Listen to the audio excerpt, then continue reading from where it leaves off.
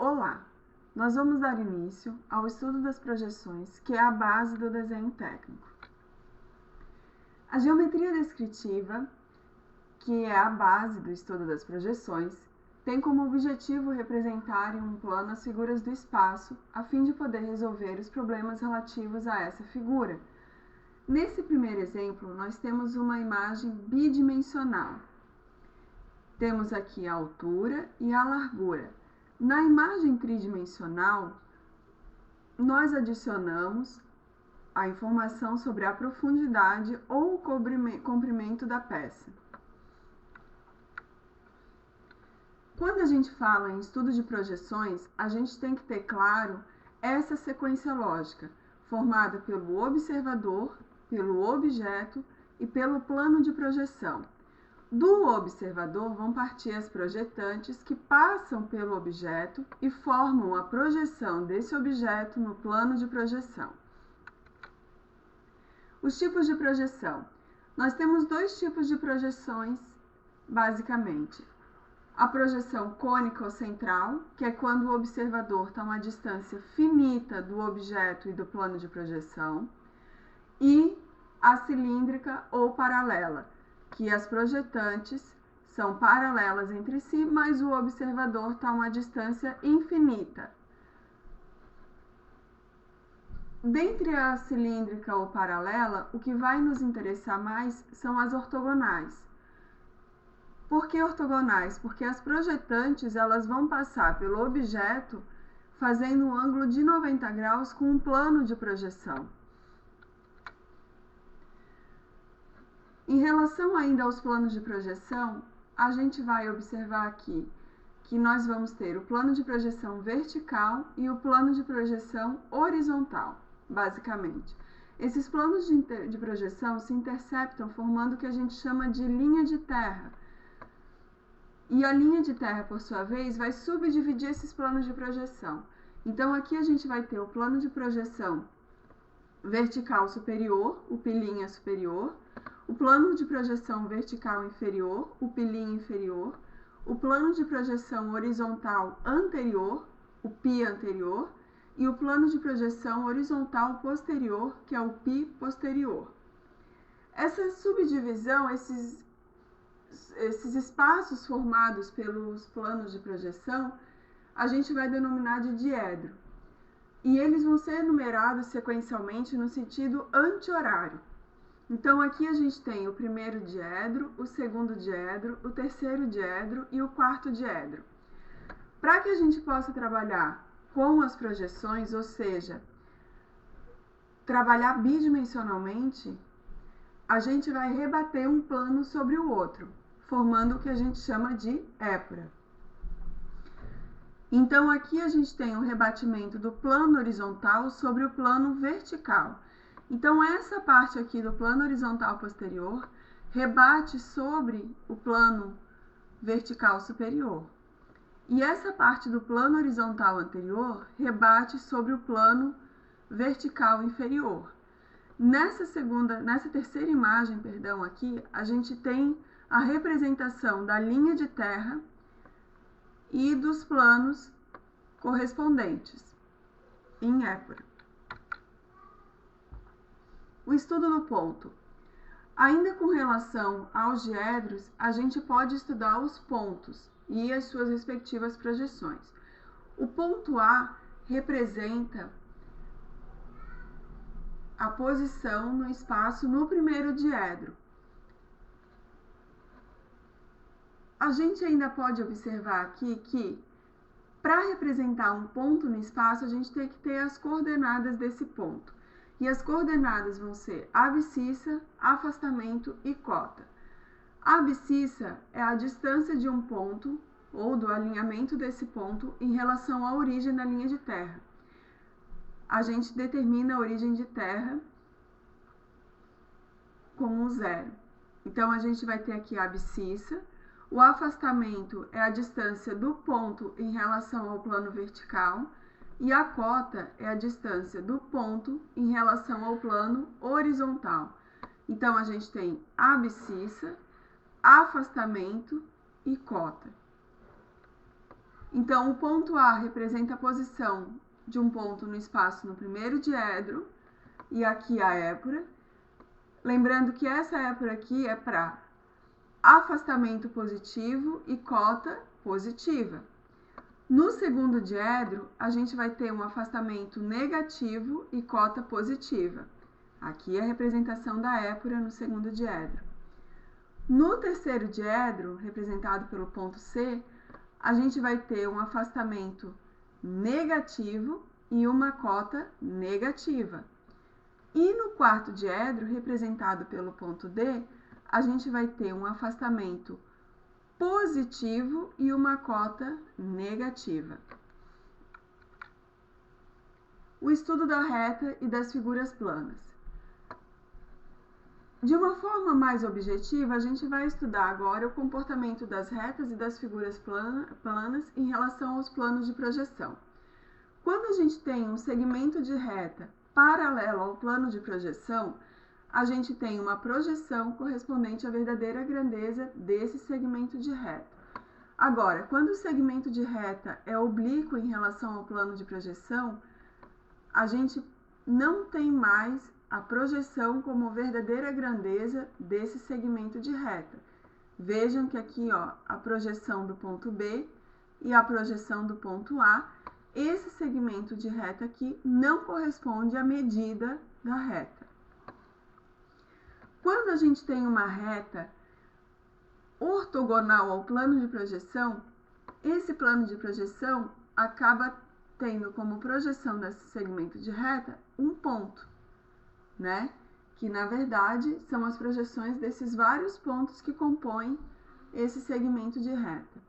Quando a gente tem uma figura plana paralela ao plano de projeção, a gente tem na projeção a verdadeira grandeza dessa figura plana.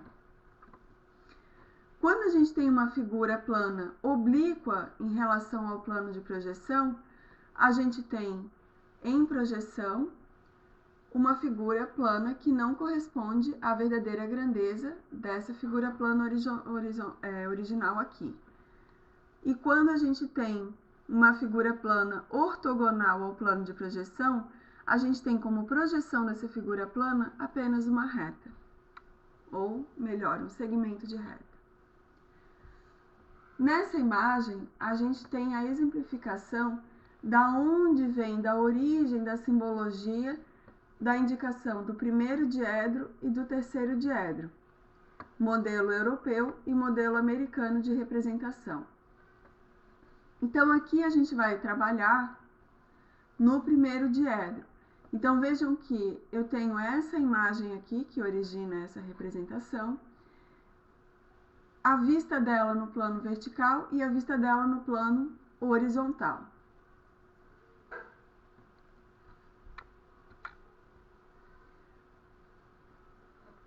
Ainda com relação à representação no primeiro diedro, a gente tem esse segundo exemplo dessa figura, desse sólido aqui. Bom, a indicação da frente, então aqui a gente tem a vista frontal.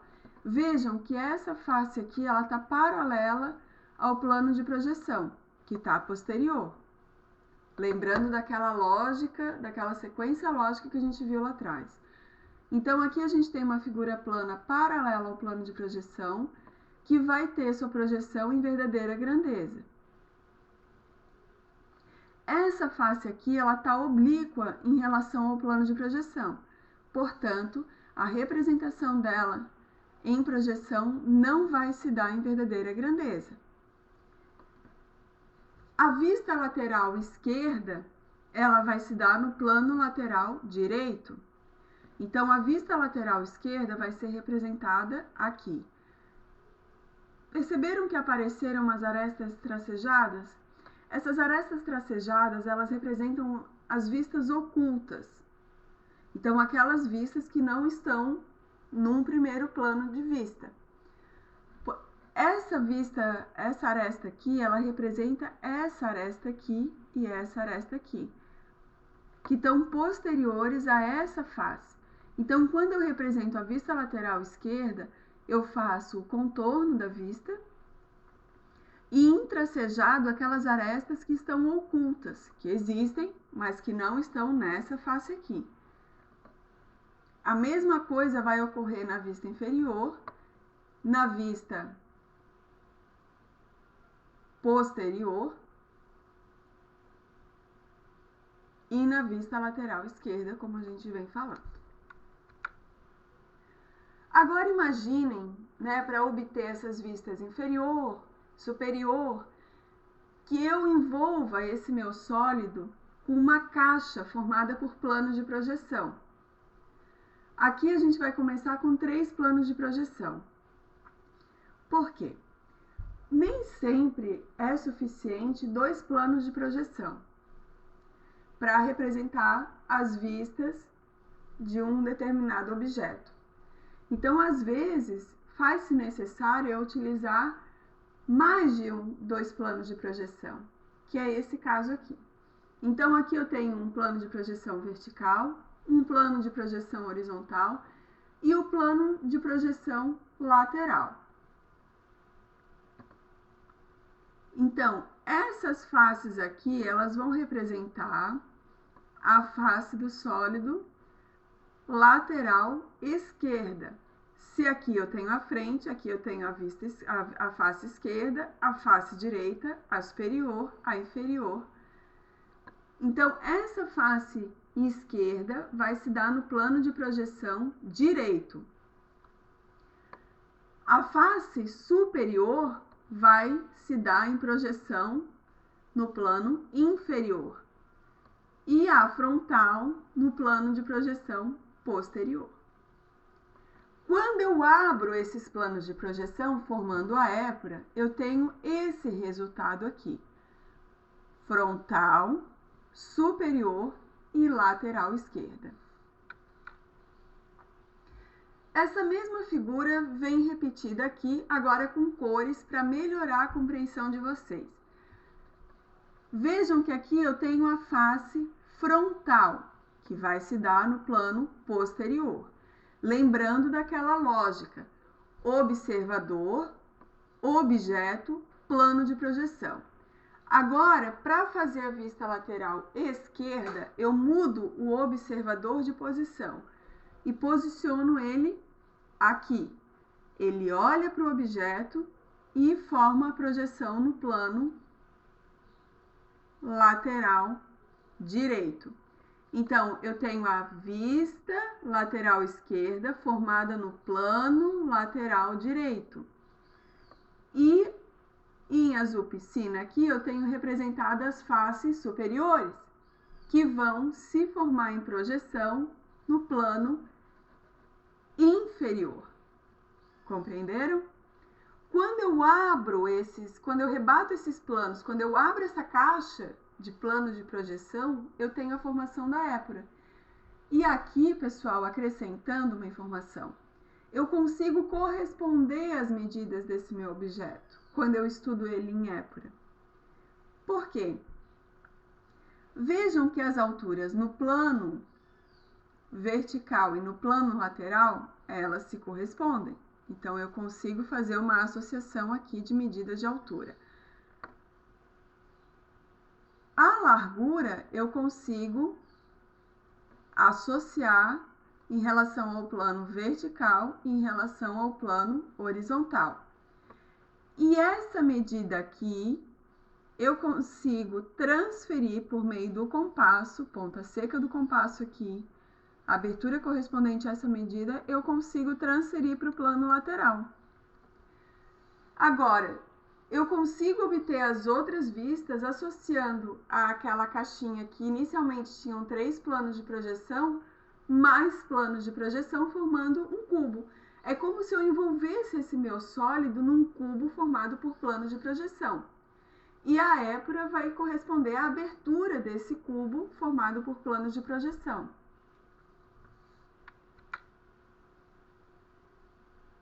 Então, aqui, pessoal, eu tenho as várias vistas que eu posso obter em relação ao mesmo objeto. A vista 1, a vista frontal, a vista 2, a vista superior, A vista 5, a vista inferior, então é como se eu olhasse esse meu sólidozinho aqui de baixo. A vista 3 é a vista lateral esquerda. A vista 4 é a vista lateral direita. E a vista 6 é a vista de fundos. Agora, eu posso pegar aquele meu sólido que era simples e entendê-lo como se fosse uma edificação. Por isso, a importância do desenho projetivo no desenho técnico. É a base do desenho técnico. Então, aqui é como se eu envolvesse essa minha edificação através de planos de projeção e abrisse esse cubo. Então, eu tenho aqui as várias faces da minha edificação. Vista frontal, as fachadas, a cobertura e a vista inferior, que a gente acaba não utilizando. Mas, basicamente, é isso. Uma aplicação, né, uma correspondência, então, dos planos de projeção, do estudo das retas, dos pontos, do rebatimento em épora, da formação da épora, no estudo das edificações. E aqui uma aplicação prática das edificações e do estudo das projeções associadas aos desenhos de edificações. Obrigada.